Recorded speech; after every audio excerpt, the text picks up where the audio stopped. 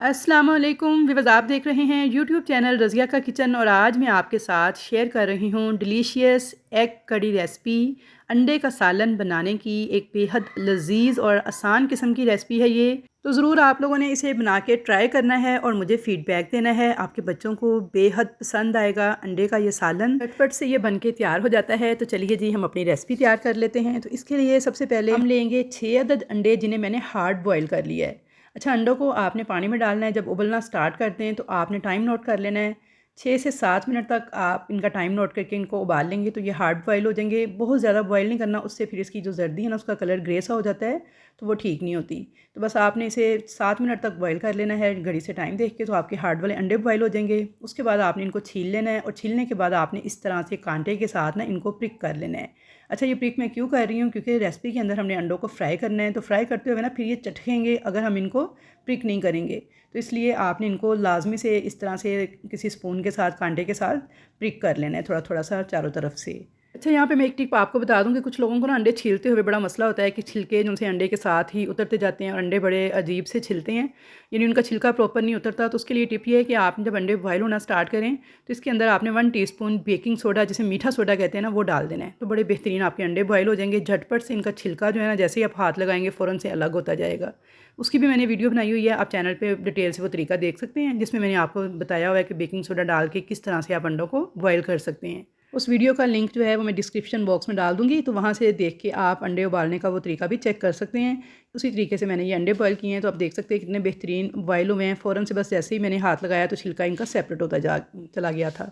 अच्छा, यहाँ पे देखिए जी, 5 टेबल स्पून मैंने डाला था कुकिंग ऑयल, उसे हल्का सा गर्म किया है और उसके अंदर इन अंडों को आपने इस तरह से उलट पुलट करते हुए चारों तरफ से लाइट सा गोल्डन कलर आने तक फ्राई कर लेना है। तो यहाँ पे देखिए, लाइट सा गोल्डन कलर आने तक अंडों को मैंने फ्राई कर लिया था। और अब अगर मैंने प्रिक ना किया होता इनको, तो अब तो ये अंडे सारे फट जाने थे और पटाख पटाख यहाँ पे आवाज़ें आना शुरू हो जानी थी। तो यहाँ पे देखिए, अब बिल्कुल भी ऐसा नहीं हुआ। बड़े बेहतरीन हमारे अंडे जो हैं फ्राई हो गए हैं। अब इनको निकाल लेंगे एक प्लेट में। तो इसी ऑयल के अंदर हम डाल देंगे 10 से 12 कड़ी पत्ते मैंने लिए हैं। अच्छा, ये ऑप्शनल है, अगर आपके पास हों तो ऐड कर दीजिएगा, ना हो तो इनको स्किप कर दीजिएगा। मैंने ये ड्राई करके रखे हुए हैं, तो अमूमन ये नहीं मिलते जल्दी। अच्छा, 1 टीस्पून मैंने डाल दिया है साबुत सफ़ेद ज़ीरा और 3 से 4 मोटे वाली हरी मिर्चें थी, जिन्हें मैंने दरमियान से इस तरह से काट लिया था।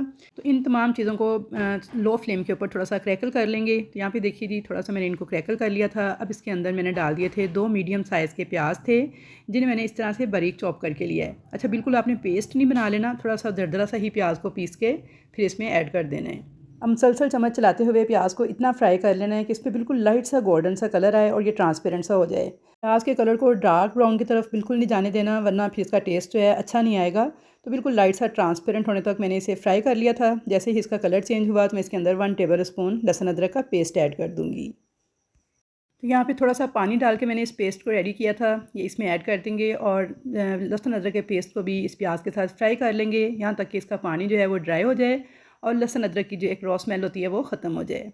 तो यहाँ पे लहसुन अदरक के पेस्ट को भी मैंने फ्राई कर लिया था प्याज के साथ।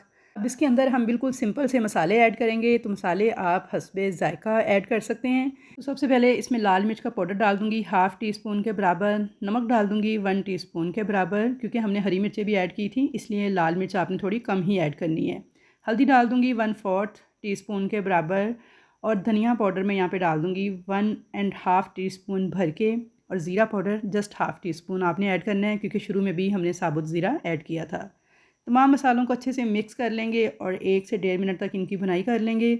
साथ ही थोड़ा सा मैंने पानी भी ऐड कर दिया है ताकि मसाले जलने ना पाएँ। तो बस थोड़ा थोड़ा पानी डाल के आपने इस तरह से अच्छी तरह से मसालों को पका लेना है, ताकि मसालों का जो कच्चापन है वो ख़त्म हो जाए। तो कड़ी के अंदर मसालों की जितनी अच्छे से बुनाई होगी, जितना अच्छी तरह से आप इसे पानी डाल के थोड़ा पकाएंगे, उतना ही बेहतरीन आपका एक कड़ी सालन बन के तैयार होगा। तो यहाँ पे मैंने थोड़ा सा पानी इसमें मज़ीद ऐड कर दिया था और इस मसाले को मैं पका लूँगी यहाँ तक कि पानी इसका जो है बिल्कुल ड्राई हो जाएगा और ऑयल जो है वो सेपरेट होने लगेगा।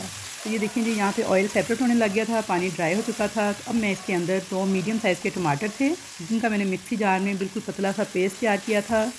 तो ये टमाटर का पेस्ट मैं ऐड कर दूँगी इसके अंदर। भूनते हुए अब आपने इसे इतना पकाना है कि टमाटर का जो पानी है बिल्कुल खुश्क हो जाए और मसाले से ऑयल जो है वो सेपरेट होने लगे। तो यहाँ पे देखिए जी, लो मीडियम फ्लेम पे टमाटर का पानी जो है बिल्कुल ड्राई हो चुका है ऑयल इसमें से सेपरेट होने लगा है। अब इसको 1 से 2 मिनट तक भून लेंगे अच्छी तरह से मसाले को। तो यहाँ पे मसाला हमारा बेहतरीन भुन के तैयार हो गया था।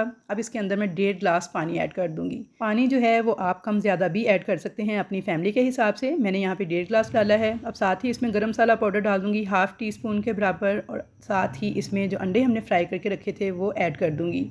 अच्छी तरह से मिक्स कर लेंगे और मीडियम लो फ्लेम पर आपने इसे एक उबाल आने तक पकने देना है। तो यहाँ पे देखिए जी एक अच्छा सा उबाल इसमें आ चुका है।